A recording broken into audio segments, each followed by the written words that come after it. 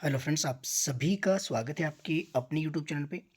आज की वीडियो में हम बात करने वाले हैं आपके सामने। आज आपके पास ये कह लीजिए कि आपके पास ऑल सब्जेक्ट हम देखने वाले, साइक्लिस्ट सेक्शन भी इसमें इंक्लूड रहेगा। आज के जो मॉक टेस्ट आपके लिए मैं सॉल्व कर रहा हूँ, 100 क्वेश्चन है। जिसके पास टाइम है वही आपके जो है इसको ज्वाइन करना, बाकी जो है लंबा रहने वाला है थोड़ा सा। और क्योंकि एग्ज़ाम आपके नज़दीक आने वाला है तो आपको सेल्फ इवेल्यूएशन का मौका मिलेगा। हालांकि मैंने बहुत बार ये आपके दिया है ऑनलाइन क्लासेस में, तो उसके बावजूद कुछ एक स्टूडेंट आपके यूट्यूब के हैं जो कि आपके पास या तो लेट जुड़ पाए या जिन्हें नहीं पता लगा कि कैसे ये मॉक टेस्ट आपके देना था। तो इसको मैं सॉल्व करने वाला हूँ विद ऑप्शन। तो आपके 100 क्वेश्चन का रहेगा। आप जो इसमें अपने साथ में क्या करना, नोटबुक और पेन आप ले लेना साथ में। कुछ एक पॉइंट आपके एक्स्ट्रा में बताने वाला हूँ, उसको आप जो है साथ साथ नोट डाउन करेंगे। पहली बात। दूसरी बात ये है कि जो आप जो अपने जो है मिलान कर लेना कि कितने क्वेश्चन आपके इसमें सही हो पाते हैं।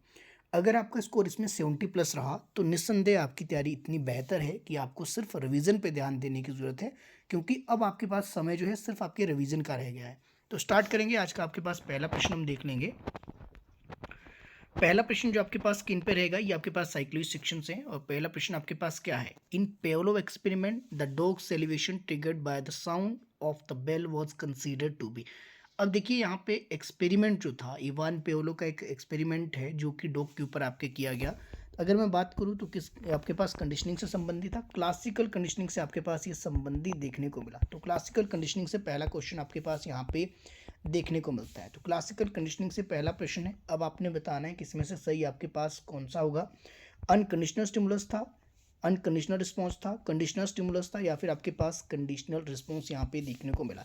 तो आपके पास क्या होगा ये आपने बताना है। सही ऑप्शन आपके पास यहाँ पे सभी दिए गए हैं, इसमें से आपके पास एक ऑप्शन सही है, बाकी आपके गलत है।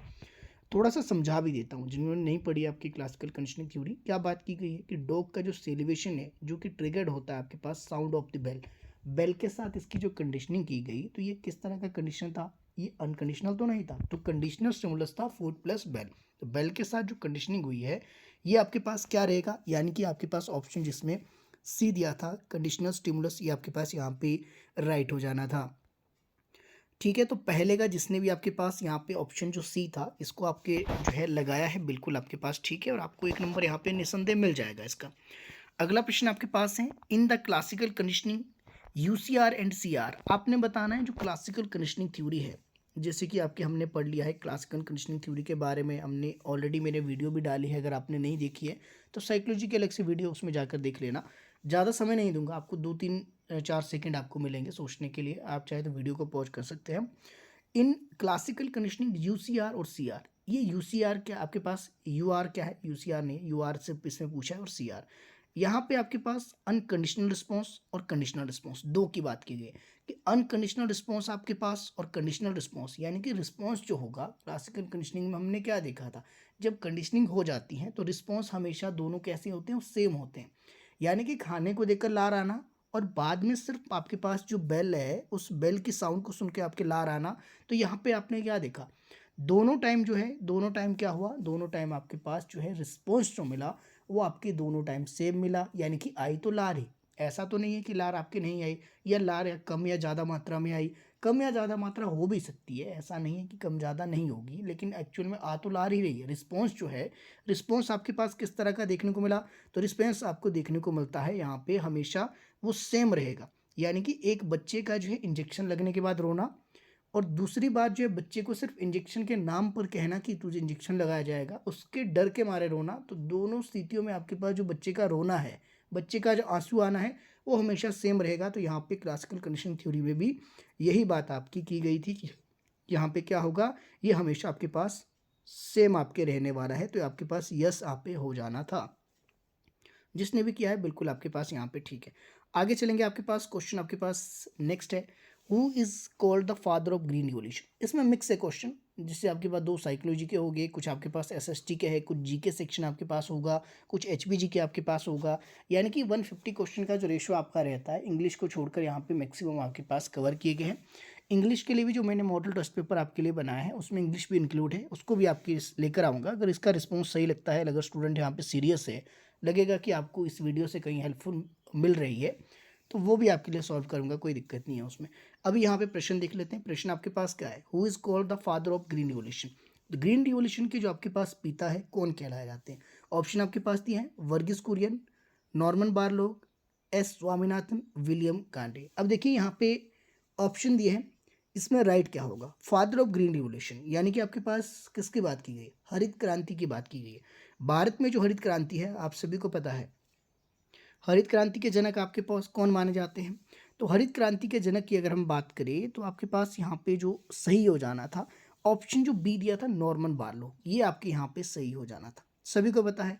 अब बाकी व्यक्तियों के नाम की बात की जाए तो यहाँ पे आपके पास वर्गीस कुरियन भी संबंधित है, कुछ को एम स्वामीनाथन भी लग सकता है आपके अपने एस्पेक्ट से। यहाँ पे एम स्वामीनाथन आपके सही होता, लेकिन किसी और कंडीशन के साथ। यहाँ पे सीधा आपके पूछा गया था फादर ऑफ ग्रीन रिवॉल्यूशन, यहाँ पे ये बात नहीं की गई थी कि आपके इंडिया का पूछा जाता। अगर इंडिया में होता तो स्वामीनाथन आपके पास कहीं ना कहीं हो सकता था, और आपको लग भी रहा होगा कुछ स्टूडेंट को, तो लगना आपके पास स्वाभाविक है।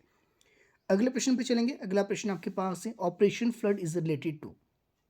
ऑपरेशन फ्लड, पहली बात कि इसको ऑपरेशन फ्लड के नाम से भी जाना जाता है, और ये आपके पास किससे संबंधित थी? दूध उत्पादन से संबंधित आपके पास ये देखने को मिला। इसको क्या कहा जाता है? ऑपरेशन फ्लड को आपके पास किस और नाम से जाना जाता है? तो अगर आप यहाँ पे ऑप्शन देखिए तो ऑप्शन आपके पास यहाँ पे दिए गए हैं, तो इसमें वाइट रिवॉल्यूशन आपके पास यहाँ पे राइट हो जाना था। वाइट रिवॉल्यूशन के नाम से भी इसको जाना जाता है। इसके जनक आपके कौन है? तो ये वर्गीस कुरियन आपके पास, जो कि पीछे हमने ऑप्शन में देखा था।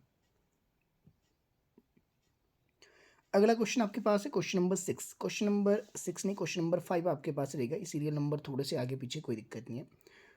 When is the national science day celebrated? अब इसका मतलब क्या हुआ? इसका मतलब ये हुआ कि नेशनल साइंस डे अगर यहाँ पे पूछा गया है तो एक चीज़ याद रखनी कि यहाँ पे डे से भी कई बार क्वेश्चन आपके देखने को मिलते हैं, स्पेशली एचपी टेट में किसी भी स्ट्रीम से हो तो डे से एक दो क्वेश्चन आपका बन जाता है। तो यहाँ पे सिंपल सा क्वेश्चन है कि आपके पास नेशनल साइंस डे आपके कब सेलिब्रेट किया जाता है? तो इसमें जो राइट आपके पास हो जाना था, राइट आपके पास जो देखने को मिलता है वो है 28 फेब। तो आपके पास ऑप्शन जो बी था बिल्कुल आपके ठीक था।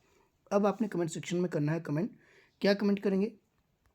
कमेंट्स आपने करना है कि यहाँ पे 22 अप्रैल को क्या मनाया जाता है, 21 अप्रैल को क्या मनाया जाता है, और 7 अप्रैल को यहाँ पे क्या मनाया जाता है। तो ये चीज़ें आपने यहाँ पे इसको करेंगे आप कमेंट सेक्शन में कमेंट।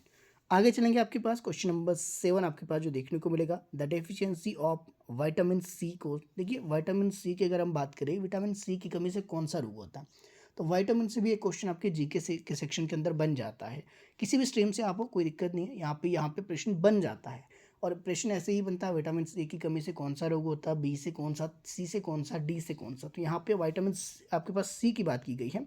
तो विटामिन सी की कमी से आपके पास इसमें जो रोग देखने को मिलेगा, स्कर्वी। तो ऑप्शन जो आपके पास यहाँ पे सी दिया था ये बिल्कुल आपके ठीक था। हो सकता है कि मैक्सिमम का सही भी हो, और ऐसा भी पॉसिबल है कि कुछ आपके गलत भी आपके आंसर कर रहे हो, ऐसा हो सकता है।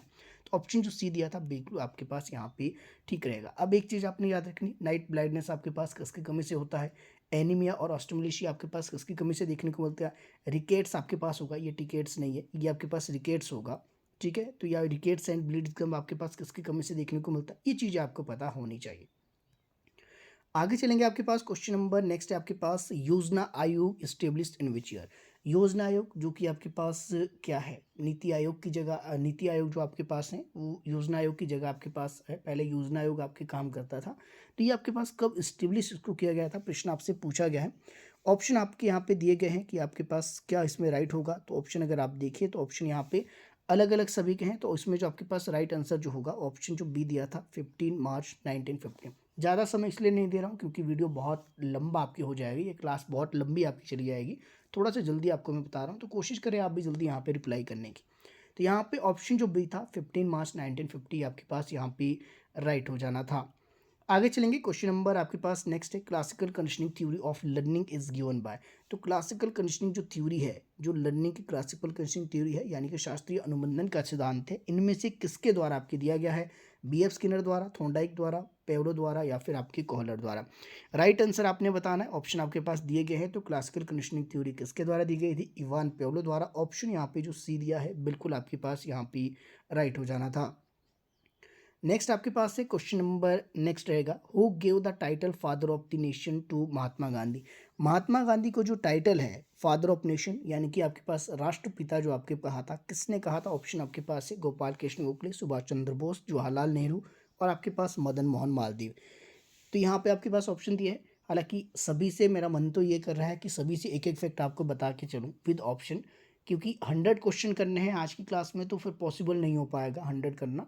तो इस करके सिर्फ़ आपको वन लाइनर में करवा रहा हूँ, क्योंकि ये इंपॉर्टेंट चीज़ें आपके लिए, इंपॉर्टेंट क्वेश्चन आपके पास है, बहुत इंपॉर्टेंट सेक्शन आपके लिए रहता है। ये मॉक टेस्ट जो मैंने बनाया है, बहुत सोच समझ के बनाया है। अगर आप बहुत ज़्यादा सीरियस है तो कोशिश करें कि इसको आप विद ऑप्शन सॉल्व करें, ठीक है? क्योंकि विद ऑप्शन मैं सॉल्व नहीं कर रहा हूँ, मैं डायरेक्ट आपको क्वेश्चन टू आंसर बता रहा हूँ। तो फादर ऑफ यहाँ पे नेशन जो है महात्मा गांधी को किसने कहा था? ऑप्शन अगर आप बी लेकर चल रहे हो सुभाष चंद्र बोस, तो बिल्कुल आपके यहाँ पे ठीक हो जाएगा।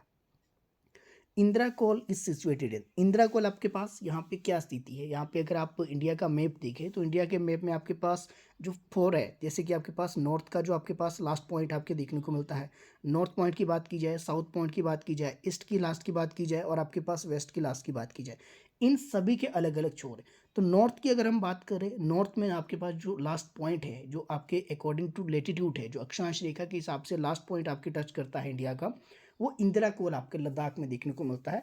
तो यहाँ पे जो ऑप्शन आपके पास दिए गए थे, ये लद्दाख आपके पास यहाँ पे राइट हो जाना था। ऑप्शन यहाँ पे जो बी दिया है आपके पास, ये बिल्कुल आपके पास यहाँ पे ठीक हो जाना था। बाकी की अगर मैं बात करूँ आपके पास से, बाकी के ईस्ट में कौन सा है आपके पास, साउथ में कौन सा है, वेस्ट में कौन सा है, तो ये भी आपको पता होना चाहिए। जो कि मैंने क्लासेस में, अगर आप जियोग्राफी वाली एक वीडियो देखें, लेटीट्यूड लॉन्गिट्यूड की मैंने वीडियो डाली है, उसमें जाकर आप देखना, उसमें ये वाला कॉन्सेप्ट आपका जो पूरे कॉन्सेप्ट क्लियर हो जाएगा कि किस छोर को किस नाम से आपके जाना जाता है। क्वेश्चन आप देख लीजिए, आपके पास स्क्रीन के ऊपर दिया गया है, British house of common first Indian member elected. तो कौन आपके पास ब्रिटिश हाउस ऑफ कॉमन में आपके पास फर्स्ट इंडियन थे जो कि आपके पास इलेक्टेड हुए थे एज ए मेंबर? तो आपके पास यहाँ पे ऑप्शन जो दिए गए हैं, गांधी जी आपके पास देखने को मिले, अंबेडकर, दादा भाई नौरोजी और आपके पास रास बिहारी घोष, इसमें से कौन सा आपके पास यहाँ पे राइट होगा? तो ऑप्शन आपके पास दिए गए हैं। तो अगर आपको लग रहा है यहाँ पे दादा भाई नौरोजी, और अगर आपको पता भी है तो बहुत अच्छी बात है, यहाँ पे राइट आपके पास दादा भाई नौरोजी ही आपके पास है। ऑप्शन जो सी था बिल्कुल यहाँ पे ठीक था। अगला क्वेश्चन आपके पास है, समय लग रहा है, मुझे लग रहा है कि आपसे ज़्यादा ले रहा हूँ मैं समय, ठीक है? तो समय थोड़ा सा कम करते हैं, थोड़ा जल्दी आपको मैं आंसर बताता हूँ। हिमाचल प्रदेश की कौन सी झील 7 झीलों का समूह कहलाती है? तो हिमाचल प्रदेश में हर डिस्ट्रिक्ट की अलग अलग इंपॉर्टेंट झील से, वो झील वाली वीडियो मैंने डाली है, लेक्स की जितनी भी है, ट्रिक के माध्यम से उसको याद कर सकते हैं। तो यहाँ पे राइट आंसर अब तक आपने सोच लिया होगा या लगा लिया होगा। तो यहाँ पे आपके पास लामा झील, ऑप्शन जो आपके पास यहाँ पे डी दिया था, लामा झील, ये आपके पास यहाँ पे राइट हो जाना है। आगे चलेंगे, who was the first chief justice of HP? ध्यान से देखना इस क्वेश्चन को। पहले आपके पास chief justice of Himachal Pradesh कौन आपके पास थे? कुछ को लगेगा आपके पास एम एच बेग, कुछ को लगेगा महचंद महाजन। इन दो में मैक्सिमम कन्फ्यूजन रहेगा, अगर आपने पढ़ लिया है ये। फिर बाकी जिन्होंने तो पढ़ा ही नहीं है उनको तो आपके कुछ भी लग सकता है, वो तो उनकी तो मैं बात ही नहीं कर रहा हूँ। तो यहाँ पे फर्स्ट जो चीफ जस्टिस आपके रहे थे हिमाचल प्रदेश के, ये बहुत बार एग्जाम में प्रश्न बनता है, तो एम एच बेग आपके पास देखने को मिले। अब कुछ को मेहरचंद महाजन लगेगा, मेहरचंद महाजन से भी यहाँ पे इंक्लूड किया गया है एक प्रश्न, जो कि आगे आपको देखने को मिलेगा। इसका वेट कर लीजिए, फिलहाल इसका जो राइट आंसर आपके पास होगा वो आपके पास एम एच बेग होगा। ऑप्शन फर्स्ट जो दिया था बिल्कुल आपके पास ठीक है।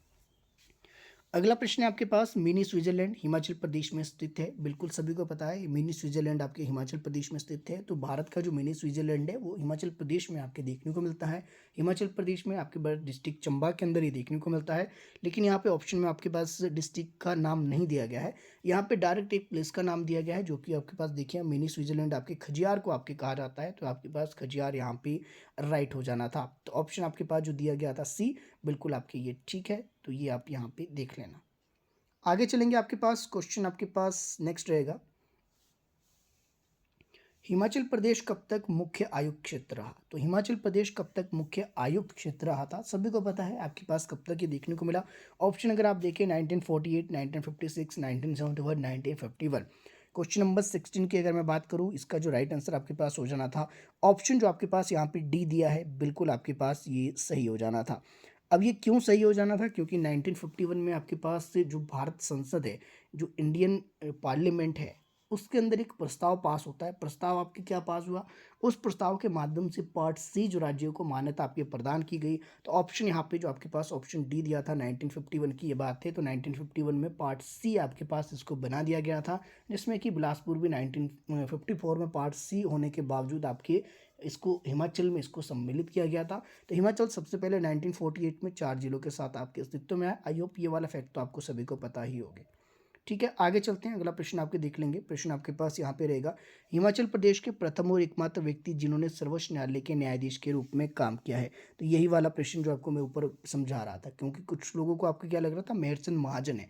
तो मेहरचंद महाजन ये है आपके पास जिन्होंने जो है सर्वोच्च न्यायालय के रूप में न्यायाधीश के रूप में कार्य किया है। तो कहाँ के थे? हिमाचल के थे, और हिमाचल के प्रथम और एकमात्र व्यक्ति आपके रहे हैं। उस कारण ऑप्शन जो आपके पास यहाँ पे बी दिया है बिल्कुल आपके ठीक हो जाएगा। आगे चलेंगे, नेसेट संसद का नाम है। तो अगर आप एचपीटेट की तैयारी कर रहे हो तो आपके पास जितने भी आपके पास कंट्रीज है, मोस्ट इंपॉर्टेंट जो 8-10 कंट्रीज ऐसी है जिनके जो है आपके संसद के नाम पूछे जाते हैं, उनकी करेंसी आपकी कई बार पूछ ली जाती हैं, तो पता आपको होना चाहिए। तो यहाँ पे नेसेट जो है किस संसद का नाम है ये आपसे पूछा गया है। तो नेसेट जो संसद का नाम है वो इजराइल का आपके पास देखने को मिलता है। ऑप्शन जो फर्स्ट था बिल्कुल आपके ठीक है। अब जापान की संसद को किस नाम से जाना जाता है, रशिया के किस नाम से, और आपके पास बाकी जो कुछ एक और इम्पॉर्टेंट है वो भी आपने इसको याद कर लेना है। तो फिलहाल तो आपके पास नेसेट जो संसद का नाम है वो आपके पास इजराइल का देखने को मिलता है। जापान की संसद का नाम है, कमेंट सेक्शन में कमेंट कीजिए, देखते हैं आपके पास कौन कौन सही आंसर यहाँ पे करते हैं।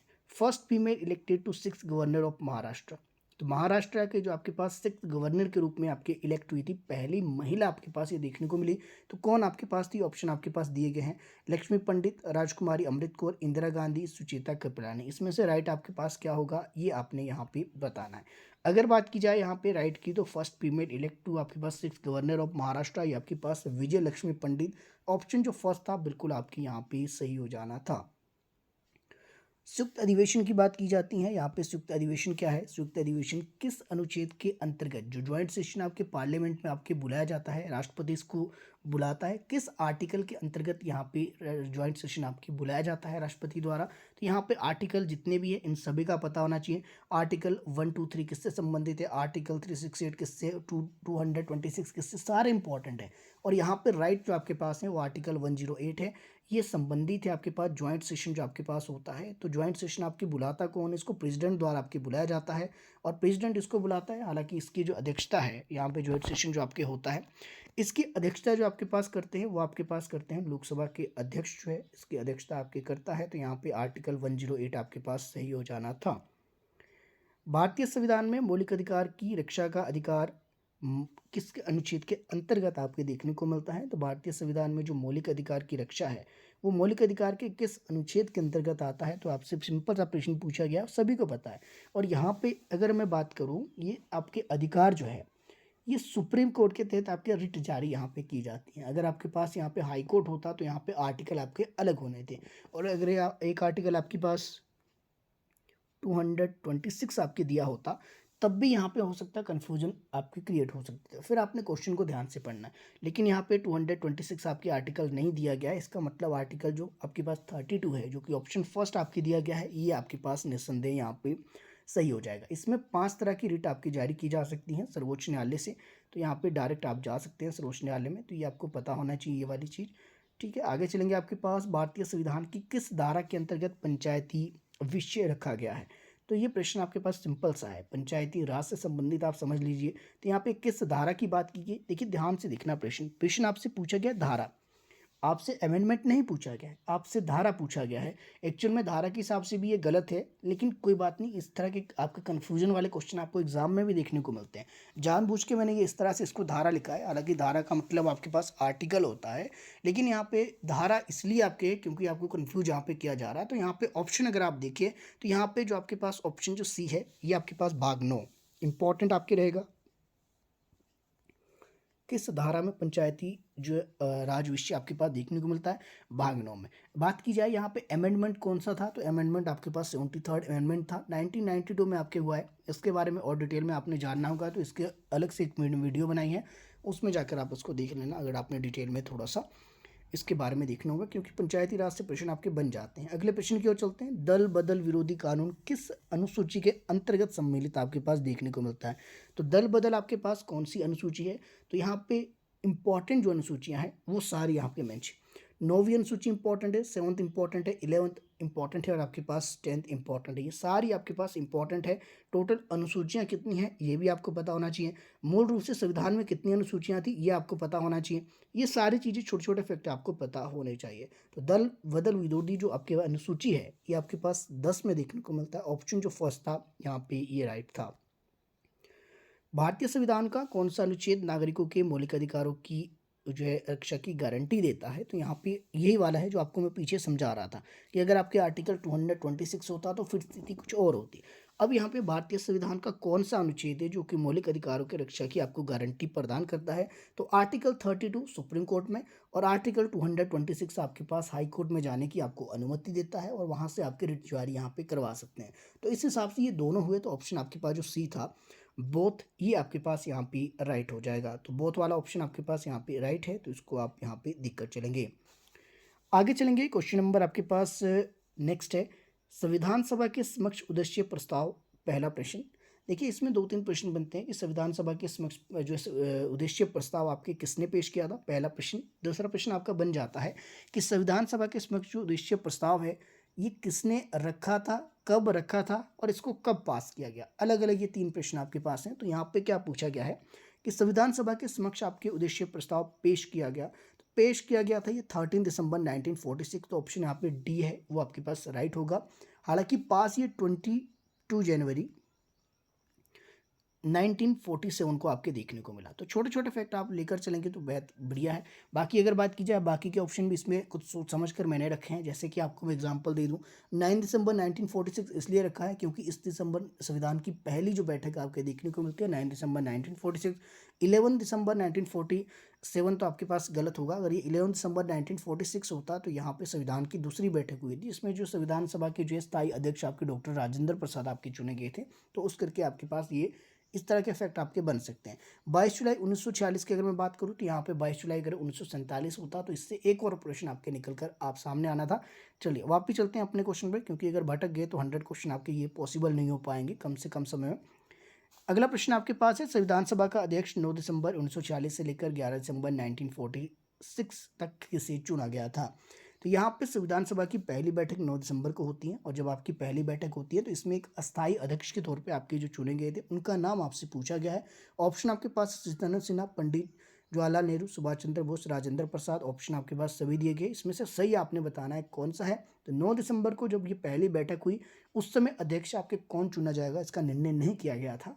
तो फ्रांस में एक प्रथा है कि जो सबसे उम्रदराज व्यक्ति है, वयोवृद्ध जो व्यक्ति होगा उसे अध्यक्ष चुना जाएगा। तो संविधान सभा में सबसे जो उम्रदराज व्यक्ति या वयोवृद्ध व्यक्ति आपके पास थे वो थे सच्चिदानंद सिन्हा। तो ऑप्शन जो फर्स्ट था ये बिल्कुल आपके ठीक था।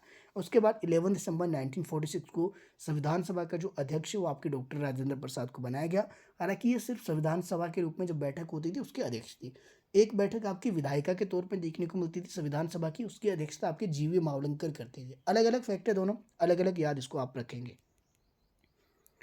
आगे चलेंगे, क्वेश्चन आपके पास नेक्स्ट आपके पास स्क्रीन पे दिया गया है, भारतीय संविधान में अंकित फंडामेंटल राइट्स मौलिक अधिकार की बात की गई है, किस देश के संविधान से आपके लिया गया है।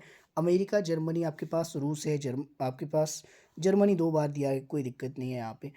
फंडामेंटल राइट्स है यानी कि फंडामेंटल राइट्स का मतलब हो गया आपके मौलिक अधिकार। मौलिक अधिकार भारतीय संविधान के अंदर जो आपके लिए गए हैं किस देश के संविधान से लिए गए, तो सभी को पता हो कि वो होगा अमेरिका के आपके देखने को मिलेगा। तो ऑप्शन फर्स्ट जो भी लेकर चल रहे हैं इसमें ज़्यादा समय नहीं कर आप करते क्योंकि सभी को पता है अमेरिका से आपके ये लिए गए हैं।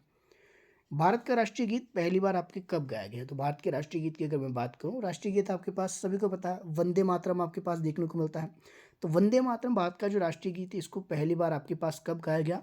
एक बात यहाँ पे किस अधिवेशन में, कलकत्ता का एक अधिवेशन आपके चल रहा था, तो कहाँ पे चल रहा था, कलकत्ता में चल रहा था। किसका अधिवेशन था, इंडियन नेशनल कांग्रेस का, माफ कीजिएगा कलकत्ता का अधिवेशन नहीं है, भारतीय राष्ट्रीय कांग्रेस का अधिवेशन चल रहा था कलकत्ता में। 1896 की बात है, पहली बार इसमें आपके पास भारत का जो राष्ट्रीय गीत है इसको आपके गाया गया 11 दिसंबर 1896 को। किसने लिखा है सभी को पता होगा, आप कमेंट सेक्शन में कमेंट कीजिएगा। और कहाँ से लिया गया है ये भी आपको पता होना चाहिए, किस उपन्यास से इसको लिया गया था। कई बार प्रश्न ऐसे भी बन जाते हैं। हिमाचल प्रदेश में कितने मंडल है ये भी सभी को पता होगा, हिमाचल प्रदेश में कितने मंडल है। अब कुछ स्टूडेंट आपके जिन्होंने बिल्कुल नहीं पढ़ा है, स्टडी के टच में नहीं है, वो आपके 68 भी कह सकते हैं, जो कि बहुत गलत बात है। हिमाचल प्रदेश में कितने मंडल आपके पास देखने को मिलेंगे, तो हिमाचल प्रदेश में टोटल आपके पास 3 मंडल है। कौन कौन से 3 मंडल है कमेंट सेक्शन में कमेंट कीजिएगा। बाकी अगर आपने HPGK की 1000 क्वेश्चन की सीरीज देखी होगी तो वहाँ तो मैंने बहुत बार ये आपकी डिस्कस की है बात। 8% संविधान में कितनी भाषाओं को मान्यता प्राप्त है, तो भारतीय संविधान के अंदर कितनी भाषाओं को मान्यता प्राप्त है। वर्तमान की बात की जाए तो वर्तमान में 22 है। तो ऑप्शन जो डी था बिल्कुल आपके ठीक था। बात की जाए मूल रूप से भारतीय संविधान में कितनी भाषाओं को मान्यता प्राप्त थी, फिर आपके पास ऑप्शन जो सी आपके उसके अकॉर्डिंग होना था। तो अभी फिलहाल आपके पास इसका राइट आंसर होगा ऑप्शन डी। शिक्षा किस सूची का विषय है? तो क्वेश्चन नंबर आपके पास नेक्स्ट है, शिक्षा किस सूची का विषय है? तो अगर मैं बात करूँ संघ सूची, राज्य सूची, समवर्ती सूची, आपके पास 7वीं जो अनुसूची है, 7th शेड्यूल के अंदर आपके पास ये 3 सूचियाँ आपके देखने को मिलेगी। यूनियन लिस्ट आपके पास और स्टेट लिस्ट आपके पास और कॉन्क्रीट लिस्ट, ये 3 सूचियाँ आपके पास देखने को मिलेगी। वर्तमान में बात की जाए समवर्ती सूची के अंदर आपके पास देखने को मिलता है शिक्षा। तो शिक्षा जो है किस सूची का विषय आपके पास है? तो ऑप्शन आपके डी दिया गया था, समवर्ती सूची आपके पास राइट हो जाएगा। पहले ही आपके पास राज्य सूची का विषय हुआ करता था, बाद में इसको राज्य सूची से हटाकर इसको 1976 की ये बात है, ये आपके पास किस में किया गया? समवर्ती सूची के अंतर्गत इसको रखा गया है। महात्मा गांधी पहली बार शिमला कब आए थे? तो बहुत बार प्रश्न आपके एग्जाम में देखने को मिलता है, और इनके शिमला आने से ही यहाँ पे अगर बात की जाए हिमाचल प्रदेश में जो कांग्रेस की अगर मैं बात करूँ, कांग्रेस की शाखा की जो शुरुआत है वो गांधी जी के आगमन से आपके मानी जाती है। तो कब आए थे? 1921 में आए थे। कब, कहाँ पे रुके थे, ये भी कई बार प्रश्न बन जाता है। कितने व्यक्ति इनके साथ आए थे और किस एक जो है प्रथा को ख़त्म करने के लिए आए थे। साथ में ऐसे प्रश्न बन जाते हैं कि जब ये आए थे इनके आने पर कौन सा नारा आपके दिया गया, यहाँ के लोगों द्वारा इनको कैसे संबोधित किया गया था। ऐसे प्रश्न भी बनने की संभावना आपके अधिकतर रहती हैं। 30, ठीक है, आगे देख ले। 32 क्वेश्चन नंबर आपके पास रहेगा, Indian institute of the advance study को पहले किस नाम से जाना जाता था? IIAS जो आपके पास है, इसे किस नाम से जाना जाता था? वर्तमान में जो आपके पास एडवांस स्टडी है जो कि शिमला में आपके देखने को मिलता है, पहले इसे किस नाम से जाना जाता था? प्रश्न आपके पास दिया गया है। तो ऑप्शन आपके पास अगर आप देखिए, option C viceregal lodge के नाम से पहले इसको जानते थे। ऑप्शन आपके पास जो सी होगा ये बिल्कुल आपके पास ठीक होगा। आगे है इंदिरा गांधी मेडिकल कॉलेज का पुराना नाम, जो आपके पास IGMC है शिमला के अंदर। IGMC आपने सुना होगा, बहुत बार फेमस है काफ़ी ज़्यादा। तो IGMC की अगर मैं बात करूँ तो IGMC पहले IGMC ना नहीं था, पहले इसको किसी और नाम से जाना जाता था। ऑप्शन आपके पास दिए गए हैं, रिपन अस्पताल, लिटन, स्नोडल और दीनदयाल उपाध्याय। तो स्नोडल अस्पताल के नाम से किसे जाना जाता है? तो IGMC का पुराना नाम स्नोडल अस्पताल था, बाद में इसका नाम बदलकर इंदिरा गांधी मेडिकल कॉलेज आपके किया गया। आगे देखेंगे आपके पास नेक्स्ट क्वेश्चन है, हिमाचल प्रदेश में 5वां जिला आपकी कौन सा बना? तो पहले तो आपको पता हो हिमाचल प्रदेश 4 जिलों के साथ अस्तित्व में आया 1948 में। 4 जिले कौन कौन से थे सभी को पता होगा, सिरमौर हो गया आपके पास, आपकी चंबा हो गया, मंडी हो गया, महासू हो गया, ये 4 जिले थे। 5वां जिला जो आपके पास बना था, ये बहुत बड़ा प्रश्न आपके बनता है, तो आप सभी को पता होना चाहिए, नहीं है पता तो अभी जान लीजिए। बिलासपुर आपके पास 1954 में जो पार्ट सी आपके पास राज्य था, इसको हिमाचल प्रदेश में 5वें जिले के रूप में आपके सम्मिलित किया गया। आगे चलेंगे आपके पास नेक्स्ट है, भारतीय राष्ट्रीय संघ की स्थापना का विचार किसने या किसके जो मस्तिष्क में आया, ऐसे भी प्रश्न बन सकता है।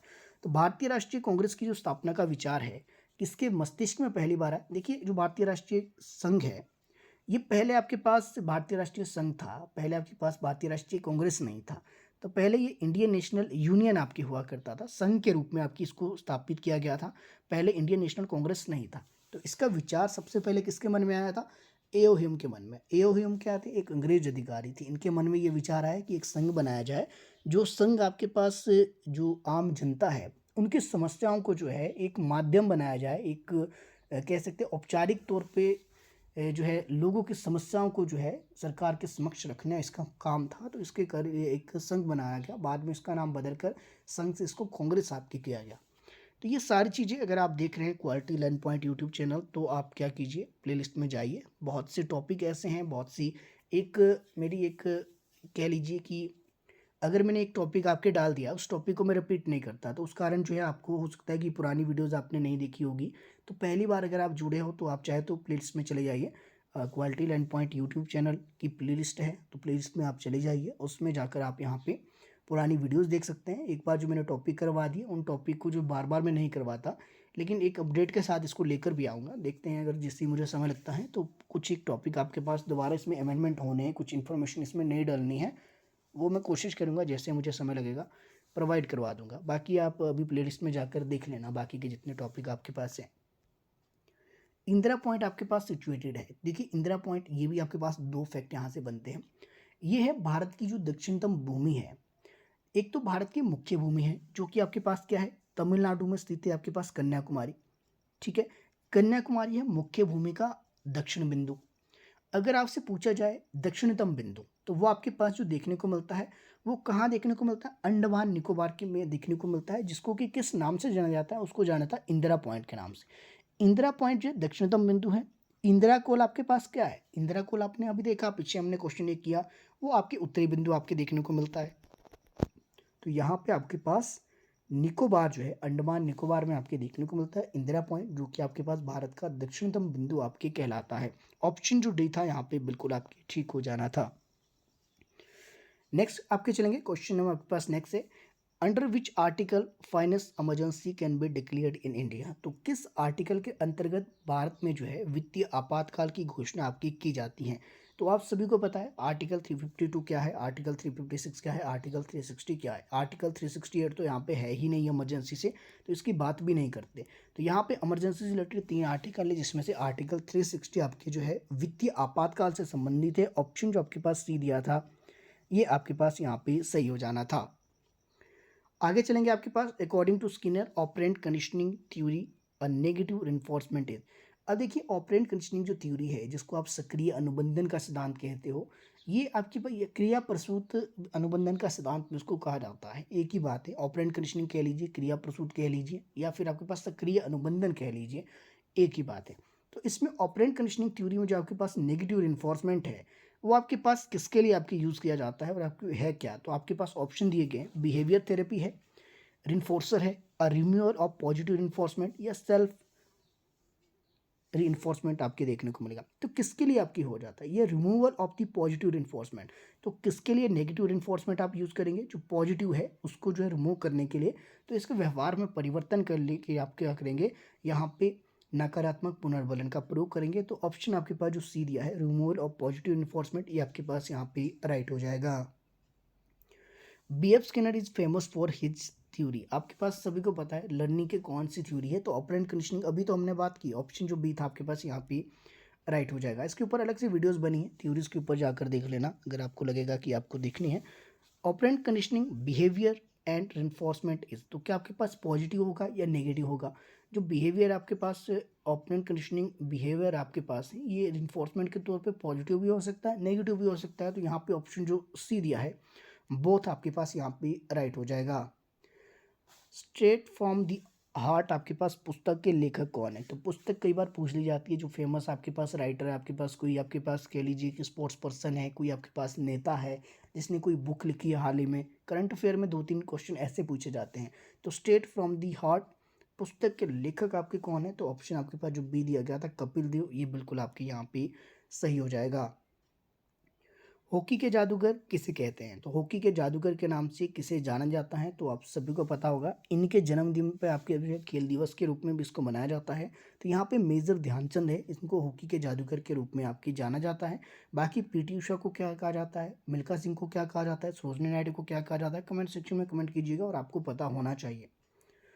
मुद्रा राक्षस लेखक कौन है आपके पास इस पुस्तक के, तो मुद्रा राक्षस जो पुस्तक है इसके लेखक आपसे पूछेंगे। ऑप्शन आपके पास लिमिटेड है, विशाख दत्त, पाणिनि, मेगस्थनीज। सभी को पता होगा विशाख दत्त की पुस्तक है, तो ऑप्शन जो फर्स्ट था ये आपके बिल्कुल ठीक है। पाणिनि ने संस्कृत ग्रंथ लिखा है, कौन सा लिखा है बताना। मेगस्थनीज आपके पास क्यों इंपॉर्टेंट है बताना, मेगस्थनीज की कौन सी बुक आपके पास इंपॉर्टेंट है। महात्मा गांधी ने देश रत्न की उपाधि किसे दी थी, तो महात्मा गांधी ने एक टाइटल दिया देश रत्न, किसी व्यक्ति को कहा था, किसे कहा, राजेंद्र प्रसाद, रविंद्रनाथ टैगोर, सुभाष चंद्र बोस या जिन्ना, इनमें से किसे देश रत्न आपके कहा था। आर्टिकल आपके आर्टिकल नहीं है आपके पास, क्वेश्चन नंबर 45 पे महात्मा गांधी ने देश रत्न की उपाधि इनमें से किसे दी थी, तो राजेंद्र प्रसाद को दी थी। ऑप्शन जो फर्स्ट था बिल्कुल आपके यहाँ पे ठीक है। सूर्य को एक देशांतर से दूसरे देशांतर तक पहुंचने में कितना समय लगता है। ऑप्शन आपके पास दिए गए 101 किलोमीटर, 1440 मिनट, 24 मिनट या फिर 4 मिनट, इनमें से आपके पास क्या ऑप्शन होगा। तो सूर्य को एक देशांतर से दूसरे देशांतर तक पहुंचने में कितना समय लगेगा। सीधी सी बात है कि पूरी पृथ्वी जो है अपना एक चक्कर आपके पास 24 आवर 24 घंटे में आपके पूरा करती हैं। तो 24 घंटे में एक पूरा चक्कर अगर कोई पूरा एक चक्कर पूरा कोई करता है, अपनी पोजीशन यहाँ से चलता है और यहीं पे आपके वापस आता है, तो ये 360 हो जाता है। 360 डिग्री अगर 24 घंटे में पूरा होता है तो इस हिसाब से अगर आप देखिए तो 1 डिग्री में कितना समय लग रहा है, लगभग आपके पास यहाँ पे 4 मिनट आपके लग जाते हैं। तो इसमें ऑप्शन आपके पास जो डी दिया था ये बिल्कुल आपकी सही हो जाना था। 360 डिग्री है पूरी पृथ्वी, तो अगर आप इस हिसाब से देखें 24 घंटे में अगर 360 डिग्री घूम जाती हैं तो 1 मिनट में कितने आपके पास 1 डिग्री घूमने में कितना समय लगेगा, तो कम से कम 4 मिनट आपके पास लगेंगे। तो ऑप्शन डी आपके पास यहाँ पे राइट था।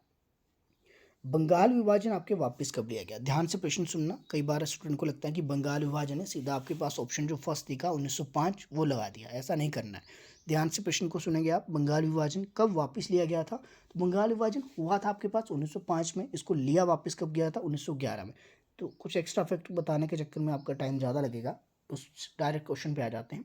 बंगाल विभाजन वापस कब लिया? 1911 में लिया। किसके समय की बात है? लॉर्ड हार्डिंग द्वितीय के समय की बात है। कम से कम पॉइंट हम देखेंगे तो फिर ज़्यादा जल्दी आपके पास हो जाएगा।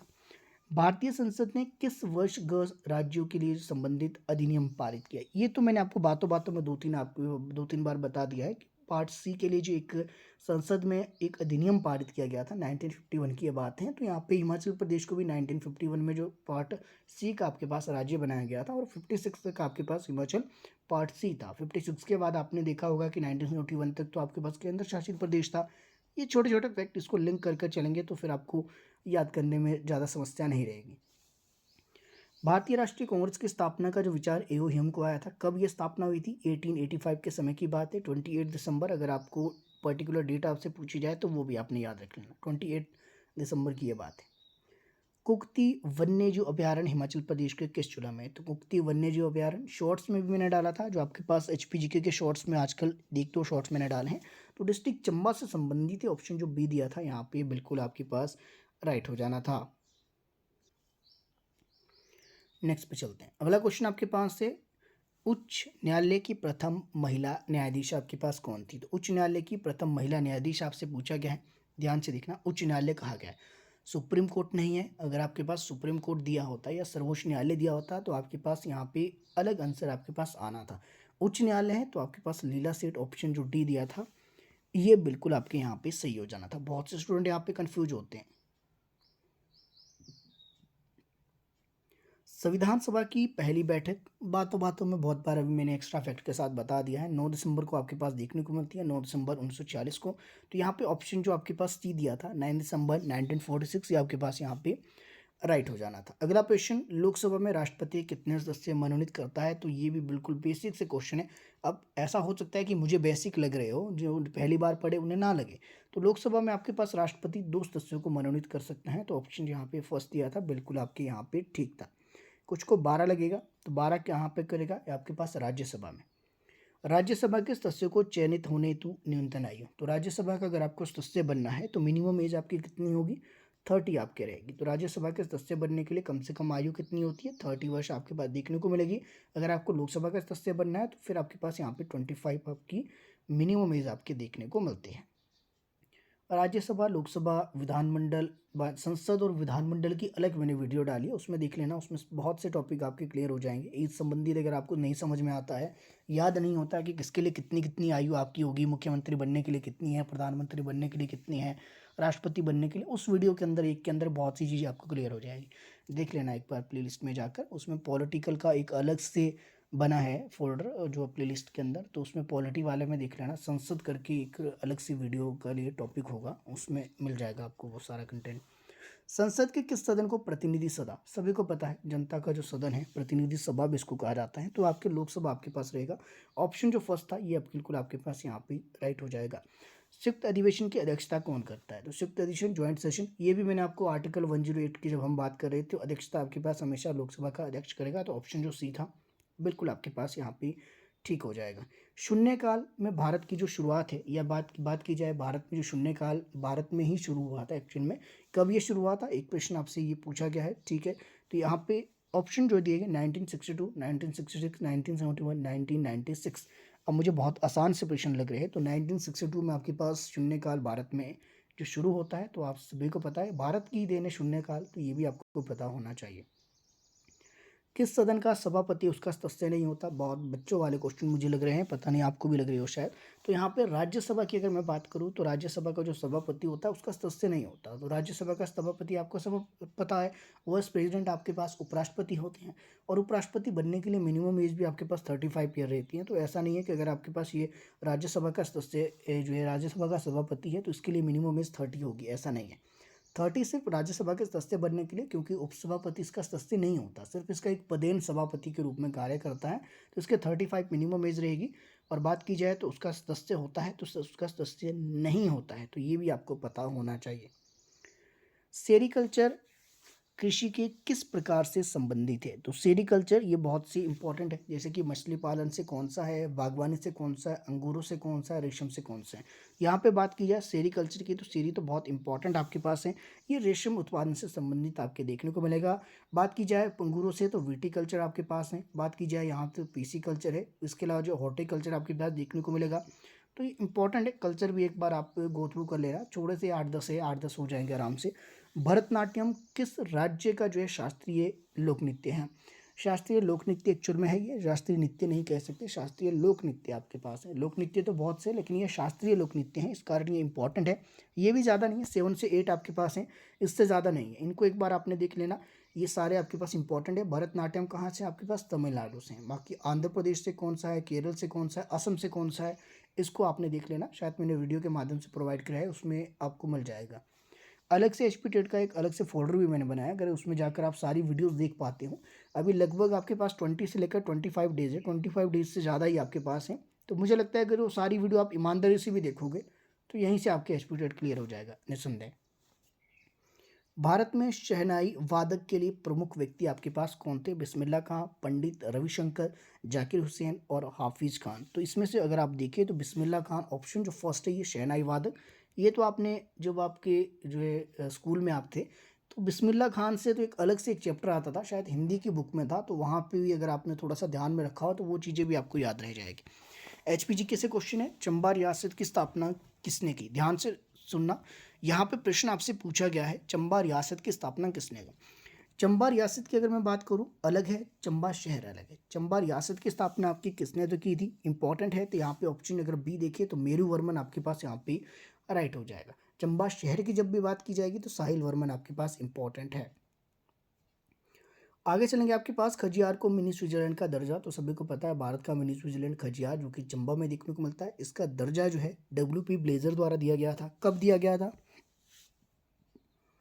ऑप्शन बी 7 जुलाई 1992 को आपके पास देखने को मिलता है। इंपॉर्टेंट फैक्ट आपके यहाँ पे साथ साथ लेकर चलेंगे। सांच दर्रा हिमाचल प्रदेश के किस जिले में है? तो सांच दर्रा आपके पास जो देखने को मिलेगा, ऑप्शन दिया है, ऑप्शन जो डी था चंबा आपके पास यहाँ पे राइट हो जाएगा। मिंजर मेले में जो है किस देवता की पूजा की जाती है? तो मिंजर मेला तो सभी को पता है, मिंजर आपके पास एक किस तरह का मेला है, तो ये इंटरनेशनल फेयर के अंदर देखने को मिलेगा। इसमें किस देवता की पूजा की जाती है? वरुण देवता की जाती है। तो मिंजर का प्रवाह यहाँ पे किया जाता है इसमें, तो वरुण देवता आपके पास इंपॉर्टेंट है। भैंसों की बलि भी आपके ऐसा मान्यता है, हालांकि बलि प्रथा पर अब रोक लगाई गई है, तो अब करंट का मुझे नहीं पता कि ऐसा हो या ना हो। चंद्रनाहन झील हिमाचल प्रदेश के किस जिले में स्थित है? तो चंद्रनाहन की जब भी बात की जाएगी, लगता है चंद्रनाहन नाहन एक जगह है सिरमौर में, तो उस करके सिरमौर लगता है। एक्चुअल में सिरमौर नहीं है, आपके पास शिमला होगा। ऑप्शन जो फर्स्ट था बिल्कुल आपके पास यहाँ पे सही हो जाएगा। आगे चलेंगे, शिक्षा मनोविज्ञान को जोड़ने वाली कड़ी कौन सी है? तो शिक्षा मनोविज्ञान को जो कड़ी जोड़ती है वो कौन सी जोड़ती है? मानव व्यवहार, अंतर्दर्शन, संज्ञानात्मक विकास या नन ऑफ दीज। तो यहाँ पे आपके पास अगर बात की जाए मानव व्यवहार को जोड़ने वाली जो कड़ी है वो ह्यूमन बिहेवियर है, मानव व्यवहार है। तो मनोविज्ञान को जोड़ने वाली कड़ी क्या होगी?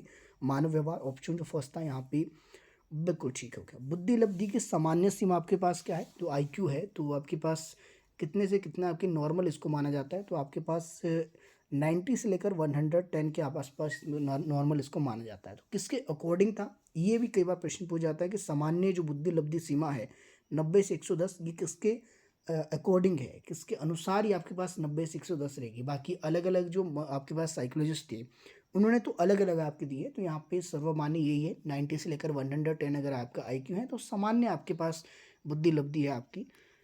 तो अगर आपके 120 प्लस है तो फिर तो आप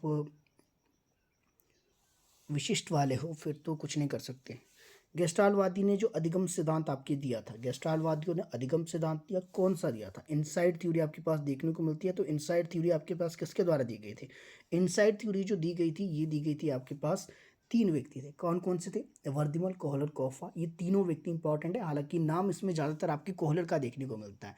कोहलर की बुक थी, उसके कारण इसका नाम ज़्यादा आपके देखने को मिलेगा। हालांकि थे ये सारे गेस्टाल्ट थ्योरिस्ट ही थे। तो यहाँ पे अगर मैं बात करूँ तो ये किसने दिया था? तो इनसाइड थ्योरी इनके द्वारा दी गई थी। तो ऑप्शन जो फर्स्ट था यहाँ पे आपके पास राइट हो जाना था। आगे चलेंगे आपके पास, आगे आपके पास जो क्वेश्चन देखने को मिलेगा, जब बच्चा अपने माता पिता तथा अध्यापकों से अनंत प्रश्न पूछता है तो किस प्रवृत्ति का उत्तक होता है? तो अनंत प्रश्न का समझते हो कि जिसका अंत ही नहीं है। अगर ये हुआ तो क्यों हुआ, ये हुआ तो क्यों हुआ, अगर ऐसा होता फिर क्या होता, इस तरह के अनंत प्रश्न जिनका कोई अंत नहीं है।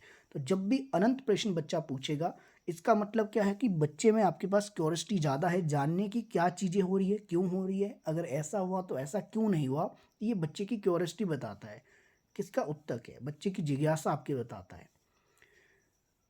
Where was the first experimental psychology laboratory setup? तो आपके पास कहाँ पे पहली जो एक्सपेरिमेंटल साइकोलॉजी आपके सेटअप की गई थी, सभी को पता होगा। ये आपके पास कहाँ पे देखने को मिली? लिपजिंग में देखने को मिलती है। कब देखने को मिली लिपजिंग में? ये भी कई बार प्रश्न पूछा जाता है। तो लिपजिंग में आपकी जो देखने को मिलती है, कब देखने को मिली, ये कमेंट सेक्शन में कमेंट कीजिएगा। Who propounded the theory of the trial and error? Trial and error, भूल और पतन का सिद्धांत है, किसके द्वारा दिया गया था? आंख बंद करके इसको लगा देंगे, जो मेरे पास रेगुलर स्टूडेंट हैं उनको तो याद होगी चीज़ें। थॉर्नडाइक द्वारा इसको दिया गया था, ट्रायल एंड पतन और भूल का सिद्धांत। The concept of reward and punishment in the process of teaching learning is based upon the law of learning in learning by. Reward and punishment का जो आपके पास है, ये आपके पास जो देखने को मिलता है, लॉ ऑफ लर्निंग पे है। तो ये किसके द्वारा आपके पास देखने को मिला? बी.एफ. स्किनर, पेवलो, थॉर्नडाइक और Kohler. The concept of reward and punishment, reward और पनिशमेंट की जो बात है, कौन करते हैं? सभी को पता है, आपके थॉर्नडाइक करते हैं। तो थॉर्नडाइक ने आपकी इसकी बात की है, लॉ ऑफ लर्निंग इसके द्वारा आपकी दी गई थी। तो थॉर्नडाइक यहाँ पे आपके पास राइट हो जाना था, ऑप्शन सी। ठीक है, कुछ को बी.एफ. स्किनर लगेगा, बी.एफ. स्किनर नहीं है। बी.एफ. स्किनर ने तो इसी के जो लॉ ऑफ इफेक्ट है उसके ऊपर काम किया है बी.एफ. स्किनर ने। तो यहाँ पे पनिशमेंट और रिवॉर्ड के प्रोसेस की अगर मैं बात करूँ, तो ये किसके ऊपर आपके पास, किसके लॉ ऑफ लर्निंग के ऊपर आपके पास था? बात तो यहाँ पे ये बी.एफ. स्किनर की गई है, लेकिन ये पूछा गया है तो ये जो कॉन्सेप्ट था रिवॉर्ड और पनिशमेंट का, ये किसके ऊपर था? तो किसके लॉ ऑफ लर्निंग पे था? तो आपके पास लॉ ऑफ इफेक्ट जो है लर्निंग के प्राइमरी लॉस के अंदर तीन लॉ देखने को मिलते हैं। थॉर्नडाइक ने जो तीन लॉ दिए थे, उसका एक था लॉ ऑफ इफेक्ट, उसके ऊपर आपके आधारित था पूरा का ये रिवॉर्ड और पनिशमेंट का, जो कि बी.एफ. स्किनर ने दिया था। तो यहाँ पे ये पूछा गया किसके ऊपर था, तो थॉर्नडाइक के लर्निंग ऑफ लॉ के ऊपर देखने को मतलब ऑप्शन सी यहाँ पे राइट हो जाना था। Who propounded the sampling theory? तो सैम्पलिंग थ्योरी आपके पास किसके द्वारा दी गई? बहुत बार आपके पास देखने को मिलता है, ऑप्शन जो आपके पास यहाँ पे थॉर्नडाइक दिया है। हालांकि इसमें स्पेलिंग आपकी गलत है, लेकिन कोई बात नहीं। यहाँ पे जो आपके पास इंपॉर्टेंट है, थॉर्नडाइक नहीं होगा आपके पास, थॉमसन है। थॉमसन है वो प्रोपाइंड सैम्पलिंग थ्योरी की बात की गई है, आपके यहाँ कौन सा होगा? थॉमसन होगा। थॉर्नडाइक ऊपर वाला ही याद रह गया मुझे, कोई बात नहीं। सैम्पलिंग थ्योरी किसने दी थी? थॉमसन द्वारा दी गई थी। बहुत बार एग्जाम में प्रश्न पूछा गया है, होना ही नहीं चाहिए गलत, मतलब ही नहीं बनता, संभावना नहीं है। अगर आपने मैक्सिमम वीडियोस देखी है साइकोलॉजी की जाकर, तो जितने प्रश्न है वो मैक्सिमम रिपीटेड भी होते हैं, दो चार क्वेश्चन आगे आउट ऑफ सिलेबस। लेकिन कोई बात नहीं, वो तो सभी के लिए आपके रहेंगे, कम से कम 25 तो आप आराम से कर लोगे यहाँ पे। Who gave the principle of the operant conditioning? तो ये तो बच्चों वाला क्वेश्चन आपके पास आ गया है, बार बार हमने देख लिया है। तो स्किनर ने दी थी operant conditioning, option B. Who said infancy is the ideal period to learn? तो शिशुअवस्था को सीखने का आदर्श काल जो है, किसने ये माना है? बहुत बार रिपीट हुआ है क्वेश्चन। तो वैलेंटाइन द्वारा, ऑप्शन जो सी था बिल्कुल आपके पास यहाँ पे राइट हो जाना था। Who gave inside theory? तो ये भी हमने कर लिया है, वर्दिमल, कोहलर, कोफा, सारे ये व्यक्ति थे, गेस्टाल्ट साइकोलॉजिस्ट थे। अभी मैंने आपको ऊपर फैक्ट के साथ बता दिया था, ऑप्शन जो डी था यहाँ पे ये राइट होगा इसमें। आगे चलेंगे आपके पास, 5 ईयर ओल्ड जो चाइल्ड है उसका अगर आप मेंटल एज आपके पास 5 है तो उसका आईक्यू आपके पास कितना होगा? तो 5 ईयर ओल्ड है चाइल्ड, अगर उसके जो मेंटल एज भी 5 है, यानी कि 5 कर देना, 5/5। मेंटल एज भी आपके पास 5 होगी, क्रॉनिकल एज भी आपके पास 5 होगी, मल्टीप्लाई इसको 100 से करेंगे तो कर दीजिए कितना होगा? 20 को आपके पास कर दीजिए तो कितना होगा? 100 होगा। तो ऑप्शन यहाँ पे क्या होगा? ऑप्शन जो यहाँ पे दिया गया है ऑप्शन बी, ये आपके पास यहाँ पे राइट हो जाएगा। सिंपल सा कॉन्सेप्ट है, इसमें कुछ नहीं है। अभी भी नहीं आया समझ किसी को? यहाँ पे क्या पूछा गया? 5 year old child, 5 year old का मतलब किसकी वास्तविक आयु, क्रॉनिकल एज कितनी है, सी ए कितना है इसका? CA मतलब क्रॉनिकल एज, वास्तविक आयु कितनी है 5, लिख देंगे 5 नीचे। मेंटल एज कितनी है 5 ईयर, मेंटल एज तो पहले ही दिया गया। बस इसमें एक फ़र्क ये है, अगर यहाँ पे ऐसे लिखा होता और 5 ईयर तो फिर आपको समझ आना था। इसमें 5 आपके पास FIVE लिखा है, न्यूमेरिक आपके नहीं लिखा है। तो 5/5 कर दीजिए, इसको मल्टीप्लाई आपने 100 से करना है। क्यों करना है? क्योंकि आपको सभी को पता है MA/CA मल्टीप्लाई बाय 100 आपके पास ये फॉर्मूला आपके पास देखने को मिलता है, ये तो सभी को पता होगा। इस फॉर्मूले के अकॉर्डिंग आपको उसको निकालना है। बाद में जब इसको आप डिवाइड कर दोगे तो 5 से अगर आप करते हो, मान लीजिए आपके पास यहाँ पे 5 है, ठीक है, 5 से अगर 100 को फिर 20 आ रहे, बाद में 20 को आपके पास 5 से कर दीजिए मल्टीप्लाई, तो 100 आपके पास हो जाता है। तो इस करके आपके पास ये आराम से निकल कर आ जाएगा कि कितना IQ आपके पास है। तो यहाँ पे 100 आपके पास यहाँ पे देखने को मिलेगा। आगे चलेंगे, आपके पास महात्मा गांधी के आध्यात्मिक गुरु, बहुत बार क्वेश्चन आपके बनता है। आध्यात्मिक गुरु आपके पास अलग है, ध्यान रखना, आध्यात्मिक गुरु अलग है, राजनीतिक गुरु अलग है। आध्यात्मिक गुरु जब पूछे गए तो लियो टोल्स्टॉय है, इन्होंने लियो टोल्स्टॉय फॉर्म की स्थापना भी आपकी की गई थी। इनके राजनीतिक गुरु गोपाल कृष्ण गोखले थे। दोनों अलग अलग क्वेश्चन है, तो उसको ध्यान में रखना आपने। आगे चलेंगे, क्वेश्चन नंबर 79, संसद के संयुक्त अधिवेशन की अध्यक्षता, बहुत बार हमने देख लिया है, बार बार कितनी बार हम देखेंगे, लोकसभा स्पीकर आपके पास करते हैं। आगे चलेंगे, भारत से बाहर किस मुगल शासक का मकबरा है? तो ये मकबरे आपके पास कई बार पूछ ली जाते हैं। जो मुगल शासक है, बाबर की बात की जाए, जहांगीर की बात की जाए, अकबर की बात की जाए, तो ये सभी के मकबरे आपको पता है। अकबर के, अगर बाबर की बात की जाए कहाँ पे है, काबुल में आपके पास इसका मकबरा देखने को मिलता है। बात की जाए आपके पास जहांगीर की, तो जहांगीर का मकबरा शाहदरा में आपके पास देखने को मिलता है, जो कि लाहौर में है। तो ऑप्शन ए और बी आपके दोनों होगा। अकबर का तो सिकंदरा में था, ये तो सिंपल सा क्वेश्चन है, ठीक है। तो ये भी आपको मैंने अलग से प्रोवाइड करवाया है, ये वाला टॉपिक भी। मैक्सिमम टॉपिक पे मैंने वीडियो बनाई है। अगर आप इस मॉक टेस्ट में 70 तक स्कोर कर लेते हो तो फिर ठीक है, फिर आपको चिंता की कोई ज़रूरत नहीं है, जस्ट आप रिवीजन आप करते रहिए।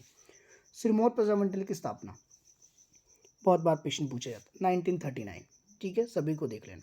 1939 में धामी गोलीकांड भी आपके देखने को मिलता है। चंबा के किस राजा ने जो है औरंगजेब के मंदिर को गिराने के आदेश को ठुकरा दिया था? कौन सा राजा था जिसने जो है यहाँ पे औरंगजेब का जो औरंगजेब ने मंदिर को जो है, माफ कीजिएगा, यहाँ पे चंबा के किस राजा ने औरंगजेब का जो है मंदिर को गिराने के आदेश को ठुकरा दिया? औरंगजेब ने आदेश दिया कि जितने भी मंदिर हैं उनको आपके गिरा दिया जाए, और इसको चंबा के एक राजा ने ठुकरा दिया। बल्कि इसके एवज में इसने क्या किया कि जितने भी मंदिर थे उन पे सोने की जो है जड़ी लगाने को कह दिया। ये कह लीजिए कि सोने का कुछ आपके लगाने को कह दिया कि हर मंदिर पे सोने का जो है कुछ लगा दीजिए, उसके आदेश की अवहेलना करने के लिए। तो ये चतर सिंह आपके पास थे, बड़े खतरनाक व्यक्ति आपके पास थे। अगर आप HP हिस्ट्री पढ़ते हो तो बहुत अच्छे व्यक्ति आपके पास, समझ सकते हैं इनको। हिमाचल प्रदेश 18वां राज्य बनने की घोषणा किसके द्वारा की गई? तो सभी को पता होगा, हिमाचल प्रदेश 18वें नंबर का आपके पास बनता है इंदिरा गांधी ने गिरजा मैदान से, जो कि आपके पास शिमला में 8% आपको उसको रिज मैदान कहते हैं, तो वहाँ से इसकी अनाउंसमेंट आपकी की गई थी। हिमाचल प्रदेश विधानसभा को कब भंग किया गया? तो हिमाचल प्रदेश में विधानसभा को भंग किया गया था 1956 में। हालांकि बाद में इसको वापस, इसको विधान परिषद आपके विधान परिषद से इसको विधानसभा वापस बना दिया गया था। तो ये आपको याद रखना है, विधानसभा आपकी जो भंग होकर विधान परिषद आपकी बनती है 1956 में। हालांकि बाद में इसको विधान परिषद को विघटित करके वापस विधानसभा में इसको लाया गया था, 1956 में इसको भंग किया गया है, ये आपने याद रखना। वर्तमान में 68 आपके पास यहाँ पे विधानसभा के सदस्य हैं, अगर आपसे ये भी पूछा जाए तो पता होना चाहिए। और विश्व रक्तदान दिवस कब मनाया जाता है? बाकी 15 जून को क्या होगा, 9 जून को क्या होगा, 4 अप्रैल को क्या होगा? यहाँ पे राइट आंसर जो होगा आपके पास 14 जून। तो 14 जून को आपके पास ब्लड डे, आपके पास वर्ल्ड ब्लड डे आपके पास यहाँ पे दिखने को मिलता है। आगे चलेंगे, आपके पास विधानसभा की अंतिम बैठक, बहुत बार आपके पास स्टूडेंट गलत कर जाते हैं कि अंतिम बैठक आपके कब हुई थी। कुछ को लगता है 26 नवंबर 1949 को हुई थी, लेकिन ऐसा नहीं है। 24 जनवरी 1950 ऑप्शन जो सी दिया था यहाँ पे सही हो जाएगा। बाकी बात की जाए 26 जनवरी 1950 यहाँ पे संविधान आपके लागू होता है। हालांकि संविधान को अंगीकृत अडॉप्ट आपके पास 26 नवंबर 1949 को आपके किया गया था, ठीक है। 9 दिसंबर 1949 तो पहली बैठक आपकी हुई थी। अगला प्रश्न आपके पास क्या है? संविधान निर्माण में संवैधानिक सलाहकार नियुक्त हुए थे। दो प्रश्न अलग अलग, एक तो संवैधानिक सलाहकार, एक थे आपके पास किसके मन में ये विचार आया था? तो आपके पास विचार तो M.N. रॉय के मन में आया था। संविधानिक सलाहकार नियुक्त किए गए थे B.N. रॉय, ठीक है। तो ऑप्शन डी यहाँ पे राइट होगा इसका, B.N. रॉय।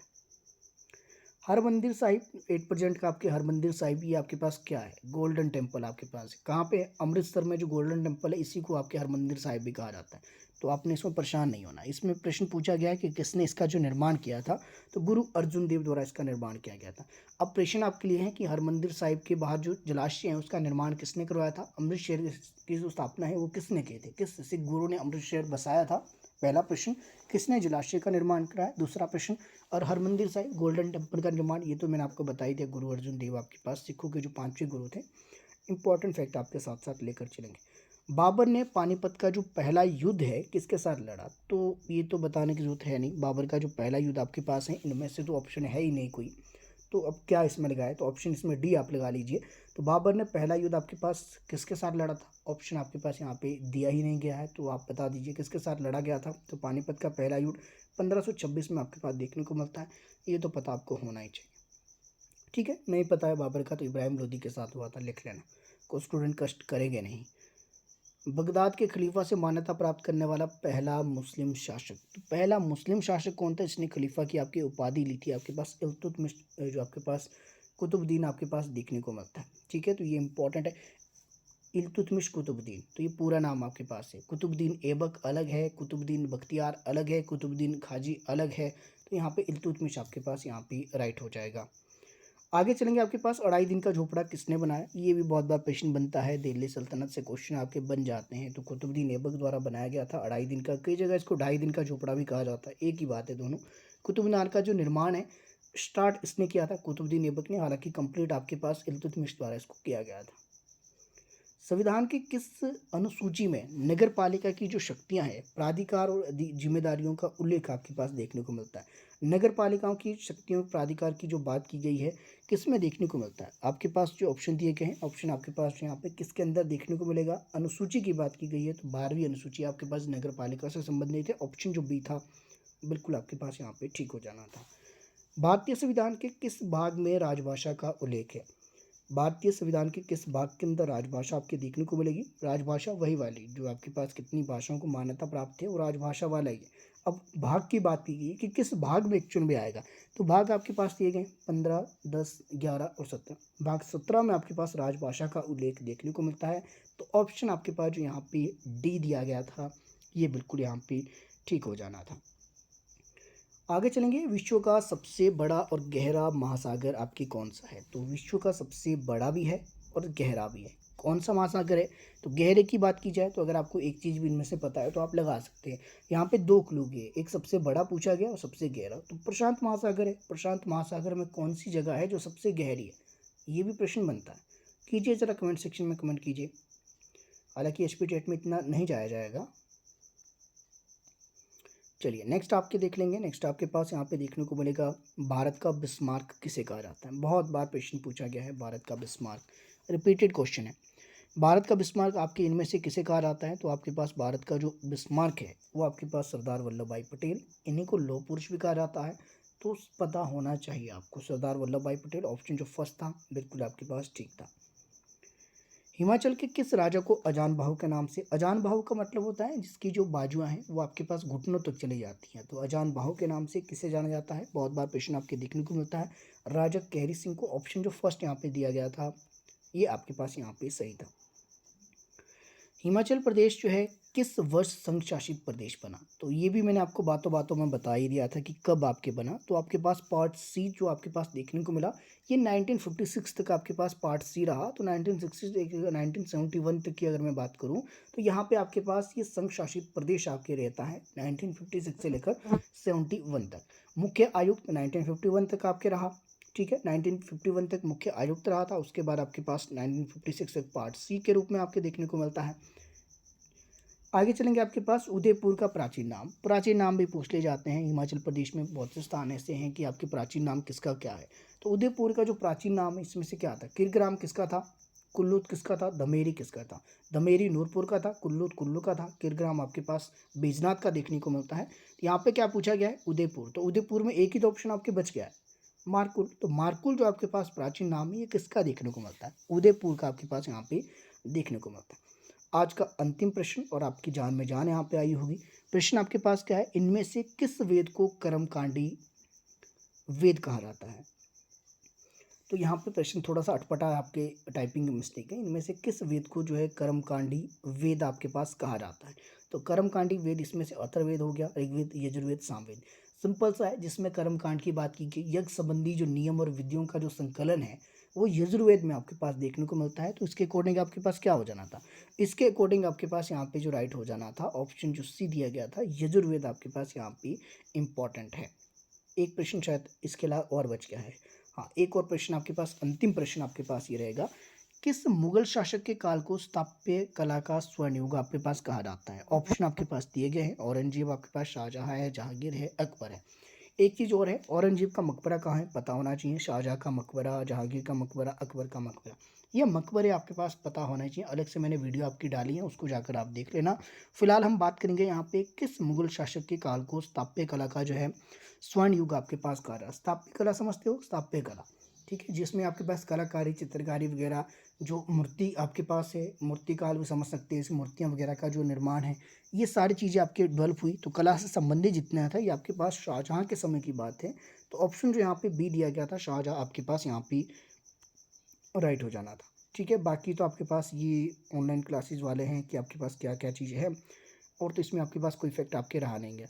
अब बता देना कि आपके लिए कितना हेल्पफुल रहा ये टेस्ट। बाकी के जितने 5 मॉक टेस्ट और हैं, अगर आपको लगेगा कि इस मेथड से आपको ज़्यादा अंडरस्टैंड हो रहा है और ज़्यादा हेल्प आपको मिल रही है एग्ज़ाम के लिए, तो कमेंट सेक्शन में कमेंट कीजिएगा कि इस तरह के आपको और भी प्रोवाइड किए जाएंगे जब तक आपका एग्ज़ाम होता है। बाकी एक रिक्वेस्ट है, अपने दोस्तों के साथ वीडियो को जरूर शेयर कीजिएगा। बाकी मिलते हैं अगली क्लास में। आप सभी का मेरे साथ बने रहने के लिए तहे दिल से बहुत बहुत धन्यवाद।